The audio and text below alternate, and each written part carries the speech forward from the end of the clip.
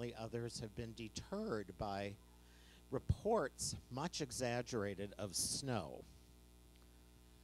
We are very happy to be having with us Dr. Joni Carley this evening. But as is my custom, as I like to welcome the live streamers from afar to join our cozy little group here at Pendle Hill. I also like to give us a forecast of some of the things to come. One of them I know you'll want to be sure to be here for, and that is the Pendle Hill Chorus will be having their free holiday concert here on Wednesday, December 18th, starting at 8 o'clock, but don't come late because it'll be standing room only. Come on up front, friends, because there's no reason not to. There's plenty of space. So that's December 18th, starts at 8 o'clock. Arrive early enough so that you can get a seat. And one of the people who will be singing undoubtedly will be Zuen, yes? Good. On January 6th, our first Monday evening, will be welcoming J. Brent Bill. Many of you who are Quakers know of him as one of the bad friends. Yes, it's a Facebook group that he started and has a rather sizable following. He is an author, and he's going to be sharing from his new book, Beauty, Truth, Life, and Love. 4 essentials for the abundant life, not the abundance life. He has been called by one of his reviewers as a substantial spiritual guide, but never in a flashy way. Think of, oh, perhaps Mr. Rogers meets the Dalai Lama. He has, as you might imagine, a good sense of humor, and he's also a very well-published Quaker author, and will have something good to share from his reflections. I know he was formerly worked with the Friends General Conference, and he's just a wonderful speaker. So kind of avuncular and humorous, and it'll be an enjoyable evening on January 6th. That will be, as usual, free, live streamed, and he'll have copies of his book, which are already on display in the bookstore for sale. This evening we are welcoming to our lectern Reverend Dr. Joni Carley, because she is a minister of interspiritual minister. She's an interspiritual minister. And she does a great deal of work at the United Nations. She is currently a vice chair of the Coalition for Global Citizenship 2030 and advisor and senior fellow at Nonviolence International, New York. She also works with interfaith work and as an interspiritual minister with others who are coming with an agenda to the United Nations of a faith denomination, but has the opportunity to work interstitially with a lot of different people. So kind of has a Quaker background, and so kind of fits well within our own role that we have with the World Council of Churches and other places where we're working with other denominations. I don't know whether you know that our former Director of Education is now the current clerk of the World Council of Churches, I believe. Right. Castle. Gretchen Castle. Yeah, but she's moved from that. She's also, apparently, I believe that's true. I heard that from somebody. If I'm wrong about that, forgive me, but that's what I heard. So working in that area where you have the freedom of movement of not representing a denomination, but the movement of the Spirit moving among, I think is valuable. One of the important pieces that I think will be brought forward tonight is in our theme this year of building beloved community. the title is Being and Belonging in Beloved Community, but it's looking at it from the global citizenship aspect and earth care. What does it mean to be in a much larger perspective of beloved community? And so I'm particularly delighted to welcome back Joni Carley. She has been at Pendle Hill on any number of occasions, and it's really nice to have you back with us. It's so great to be here.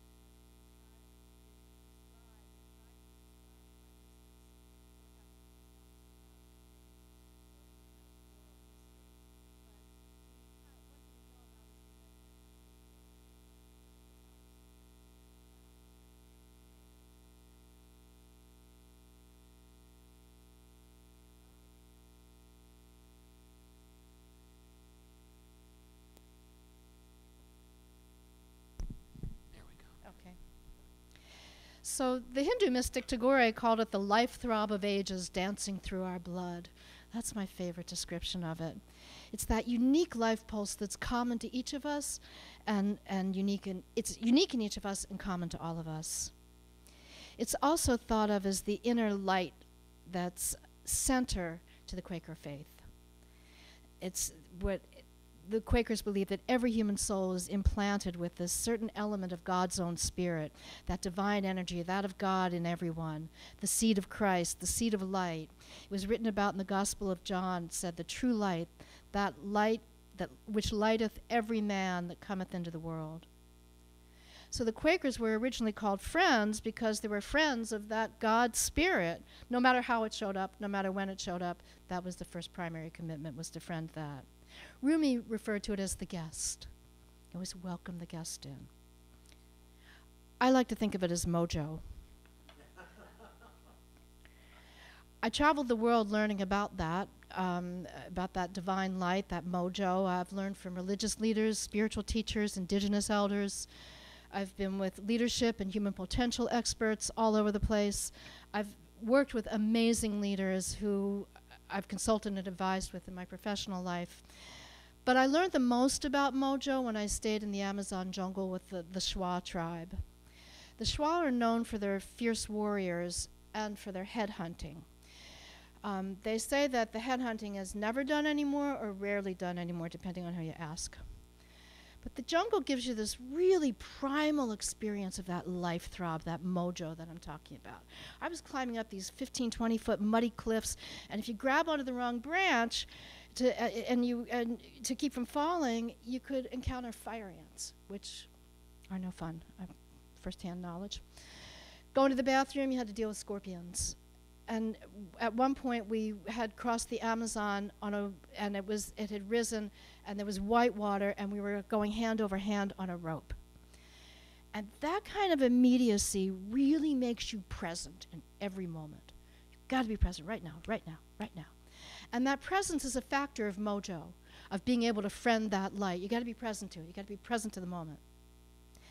That immediacy is so important. And the Shuo were especially attuned to that primal pulse. They were super strong. They were highly capable people. They didn't have much. They didn't wear much. They didn't have much. But they were highly ethical. There was no stealing. There was no lying. There was no gratuitous violence. And they weren't barbaric. Like, you think headhunting, barbaric, right? But they looked at us and they said, look, when we go to war, we take the head of a leader or two who are capable of doing damage to our village. But we would never harm a child. They wouldn't harm a plant. And so they saw us as far more barbaric than they were. They had a good point. They also had really, really strong values for family time and for just being in joy. They were just a lot of fun to hang out with. They had a really profound respect for all of life, and they prioritized their spiritual lives. They had a really, really powerful ethical worldview and a very strong coherence around their values. And all of that is a way to stoke mojo. So they really had that energy. And then also indigenous people who I've studied with in many different places, they have a commonality that they see all beings, even plant beings, as interdependent with everything else. Indigenous wisdom recognizes that we are all interdependently co-arising. They don't see that as a concept. They know that as the basis of their reality and the fundamentals of their decision making. It's also consistent with the Franciscan message that spiritual belonging is a limitless belonging. It's not limited or restricted to humans. It's open to animals, to plants, to this whole planet, the whole universe. That was St. Francis' message. The ultimate belonging at the end of the day is being able to wholeheartedly say, I belong to everybody and everything, and everybody belongs to me. And knowing that what I am doing to others, I'm doing to myself, and vice versa. The way Martin Luther King put it was that we are all woven in a single garment of destiny. And if that's so, we have to start with each being, because each of us is a thread in the weave of humanity. So I want to start with something, really getting in touch with that being. I'd like you to go into a short little meditation with me. I'll do that a few times as we talk. And really just, you can put your fingers on your pulse, on your wrist, or in your neck, or in your heart. Close your eyes. And just be in touch with that pulse.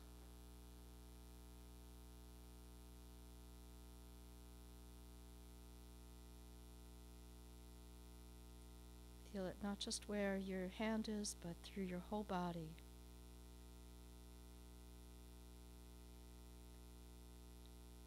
And notice how that pulse resonates with the pulses around you. The pulses of the people, the pulses of this spiritual place, the pulse of the universe.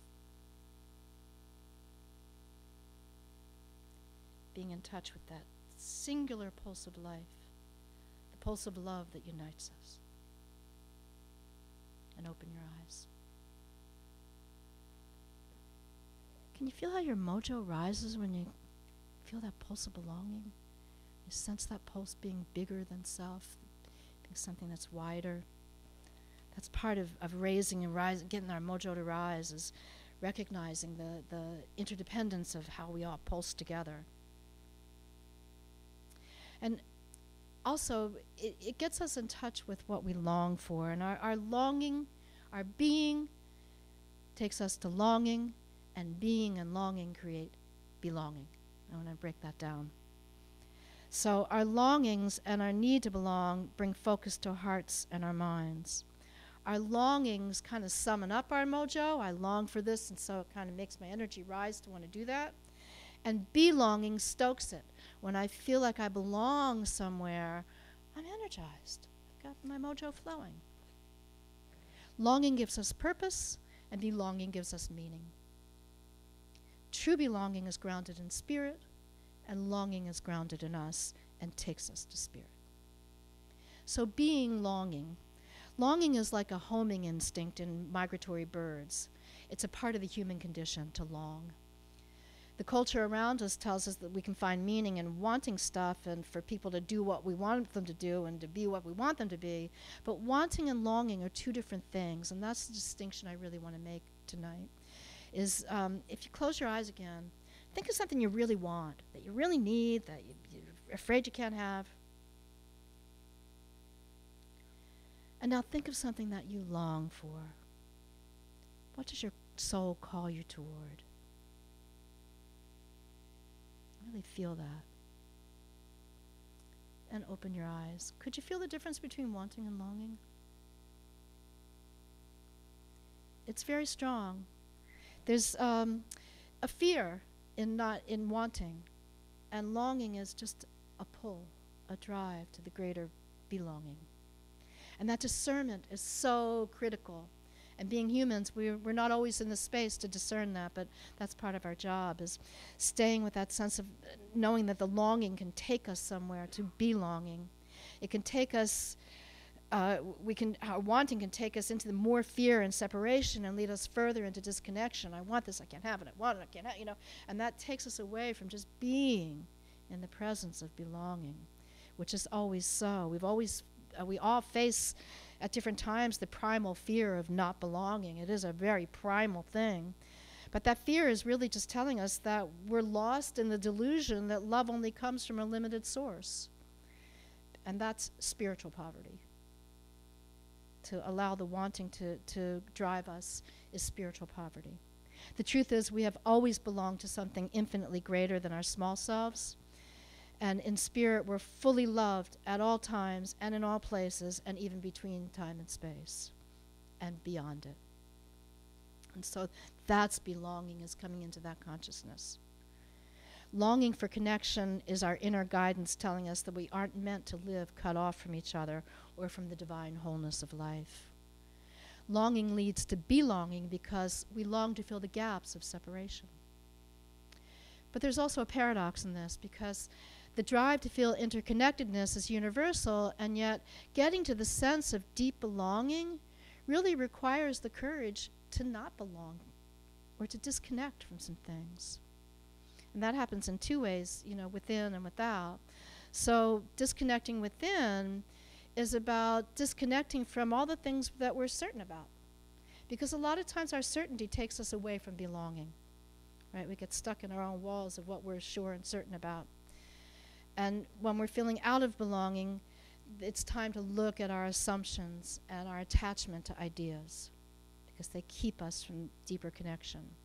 Being fixed in our certainty leaves no space for evolution and very little space for communing with others who don't share our certainties. And that brings to mind the Buddhist idea of beginner's mind.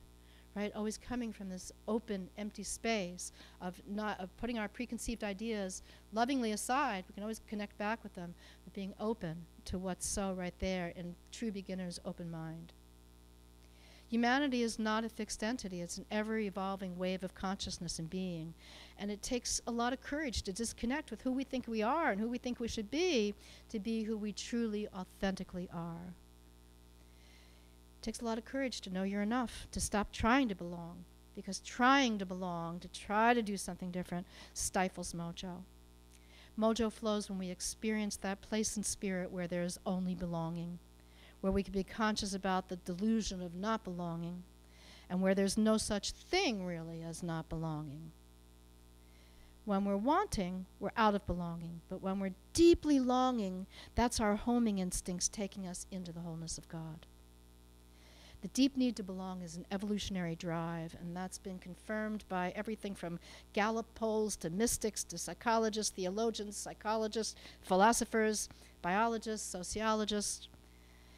Connection's why we're here. That's kind of the bottom line. Opening to connectivity is our ultimate purpose. We are pre-programmed with a deep need to belong.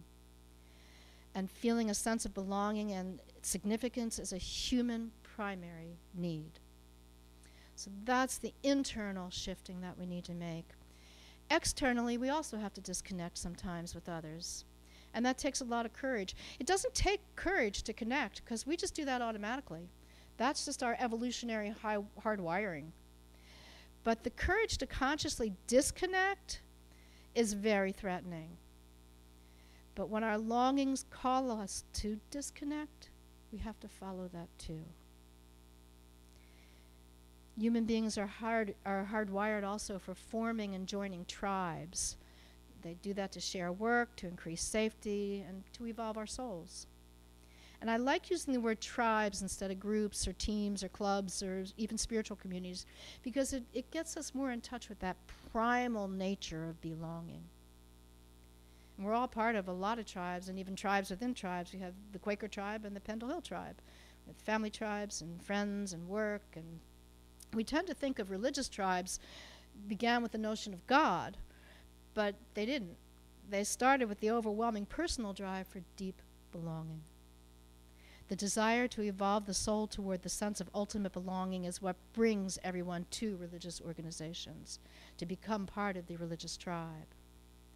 And that's kind of a dilemma in life, is figuring out how to strike a balance between being autonomous and being part of a group or tribe, between our individual longings and our need for common belonging, between our wants that are fear-based and our longings that are love-based.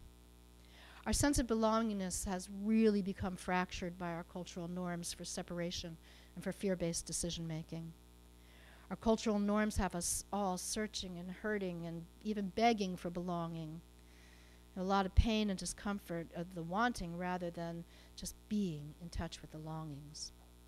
And the Shwa did not face that same kind of fear. They belonged to the land. They belonged to each other. Yet they lived really far apart from each other. It was a long walk from one hut to another in really pretty awful, muddy conditions. But they still were deeply attuned to that beloved pulse of community, and it was a part of them. They had an unfettered sense of being in community with that spirit in each person and in every other part of the circle of life. So that's a question that we have to ask in sacred communities. How do we transcend our sense of not belonging to construct a gracious and generous tribal order? How can we strengthen the bonds of belonging while honoring each individual's longings, which sometimes don't seem like they go with the belonging? You know, it's easy to judge. That doesn't seem to belong. But if the person's really come from their heart, we have to take a breath and get the longing. And that will bring us both into connection of the belonging to one another. And how do we discern between the belonging that we want out of fear and the belonging we can settle into out of shared intention?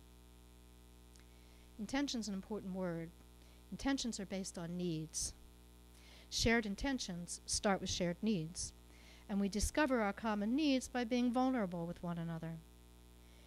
Being willing to be vulnerable with each other creates belonging, because the authenticity that comes with vulnerability attracts people. What makes you vulnerable makes you beautiful. Authenticity strengthens our sense of belonging. Being authentic about our imperfections and fears is a way to really endear each other. Accepting what we long for and the discomfort of our longing is a part of being authentic. Belonging requires that we follow our deepest longing for connection, and that we always come home to our heart, whether it's breaking, whether our heart's rejoicing, whether it's longing, or whether it's resting. Being authentic with what's in our hearts is what brings us to belonging, because the ultimate belonging is rooted in our hearts. We don't have to earn belonging. We don't have to deserve it. Belonging is pure grace, and we rediscover it every time we experience it. And we experience it in our consciousness. Grace, the grace of belonging, is a matter of consciousness. Consciousness is an inner domain of reality. It's the underpinning of every reality that we encounter. Consciousness is fundamental, and matter is derivative from consciousness. Consciousness is the catalyst for everything, everywhere. Consciousness creates circumstances because consciousness is root causal. And social problems are crises of consciousness. To evolve social problems, we have to evolve our collective consciousness. And that's kind of hard to talk about these days because there's a lot of focus on people wanting to do the practical, on the doing. We see that as so important. But the trend toward only looking at what the boots on the ground do is that action becomes ungrounded. So attending to consciousness has to come first because of the primal nature of consciousness. So our work is in developing our consciousness to raise our wanting from a place of lack and fear to the place of longing for friending that of God in each. To continually tune ourselves into that which quakes us. To always be maturing into our receptiveness to being quaked by that light, by that mojo. To connect with that message of Christ that we are all here to dwell in love, to grow in our lovingness. And all of that is a matter of consciousness. Choosing love always directs our mojo to flow in accordance with that primal longing to belong. Mojo matters. Paying attention to it is a powerful way to attend to everything else because how our energy is flowing is the best indicator of where our consciousness is. And where our consciousness is the best indicator of what our actions are going to lead to. So paying attention to mojo also gives us access to what I like to think of as an inner GPS. And that guides us to what we need to do, and more importantly, to who we have to be to have the communities and the world that we want. So where does all this sit? Like, where do you locate things like belonging and mojo and consciousness? They're all located in the field of metaphysics. Metaphysics is the science and the philosophy of causality. It's the search for what causes what. Physics is the science of things, and metaphysics is the science of causality, of what causes those things to exist. Metaphysics deals with the invisible aspects of reality and with the invisible principles that cause things to happen. The metaphysical domain is generative, it's creative, it's infinite, and it is inherently powerful. Scientists agree that we only know about 5% of our reality. Metaphysics is the domain of the 95% mystery. We tend to dismiss metaphysics in the mistaken belief that it's not practical. And we live in a culture that's often even afraid of talking about or letting metaphysics even be a subject. We dismiss it as being too airy-fairy or too new agey or too fluffy or too unimportant, too inconsequential, not practical enough. And that causes us to believe that our spiritual life is over there that we'll get to later after we do all the important things. And that's backwards.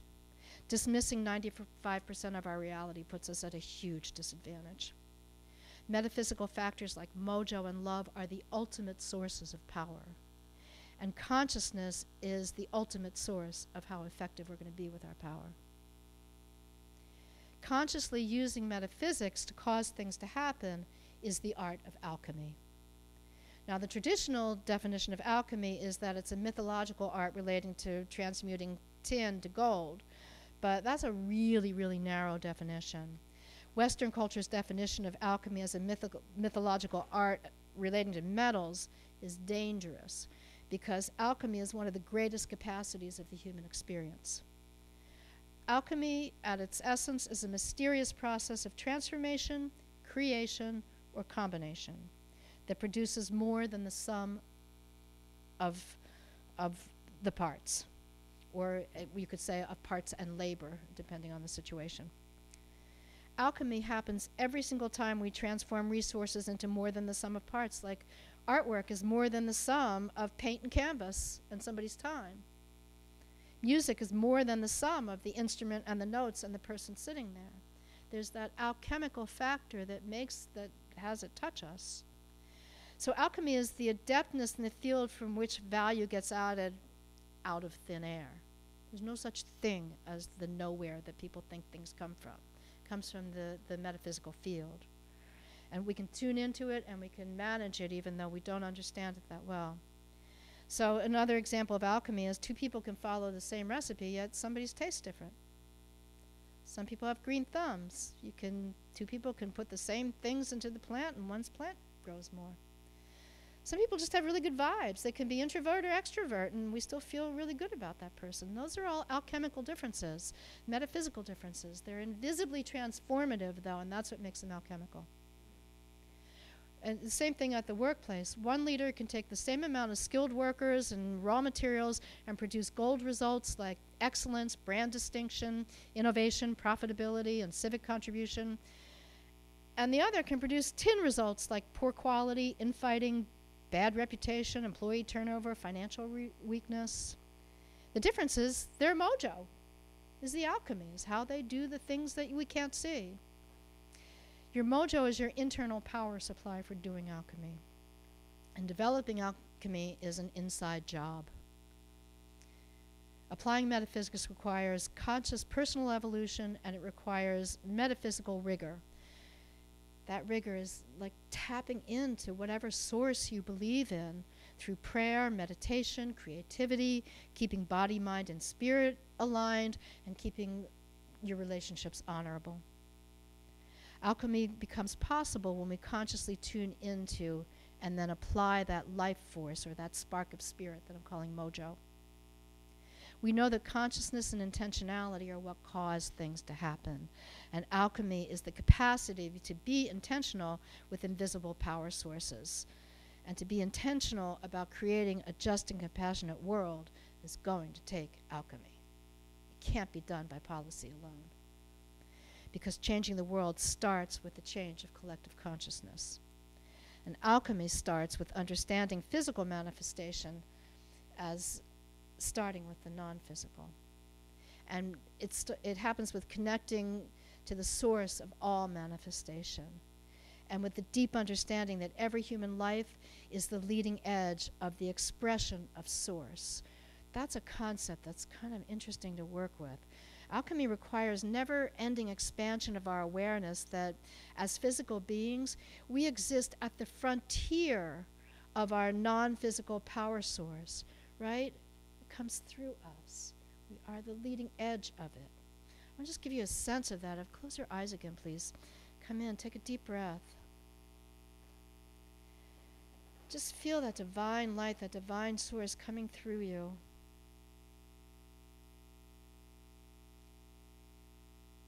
Feeling how it expresses at the leading edge through your hands, through your heart, through your voice, through your soul. Feel how it's always headed toward higher love, breaking into new ground of higher love.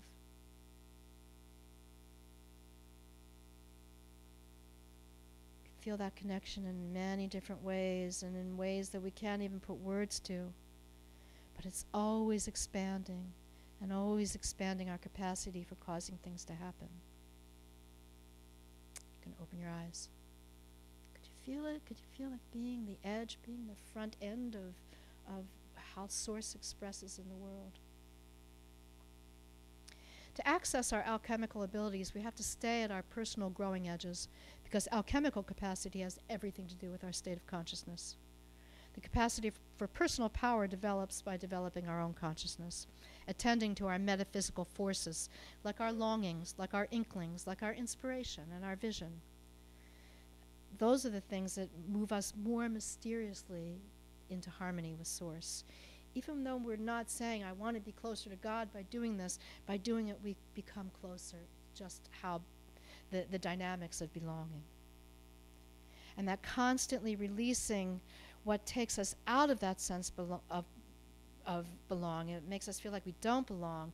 As we release that and as we nourish the longings that steer us toward greater belonging, even when they're uncomfortable, as we really allow those longings to express and come through us, that's how we get into higher ground. But we can't stop with the personal, because getting the world we want requires breaking down the concept of self and other, so that we know ourselves in the context of all beings. The concept of other is one of the greatest downfalls of humanity. The world has always been interdependently co-arising, but our awareness of our interconnectivity has reached a new place in our collective consciousness. It's not just a feel-good concept anymore. The sages have been saying this for ages. But now, with the world being so electronically connected, we know unequivocally that our personal and our local well-being is inextricably interwoven with everyone's everywhere. We're all global citizens who long for happiness, wellness, and beloved belonging. And these times are calling us to step up our metaphysical capacity so we can cause new ways of being on the planet.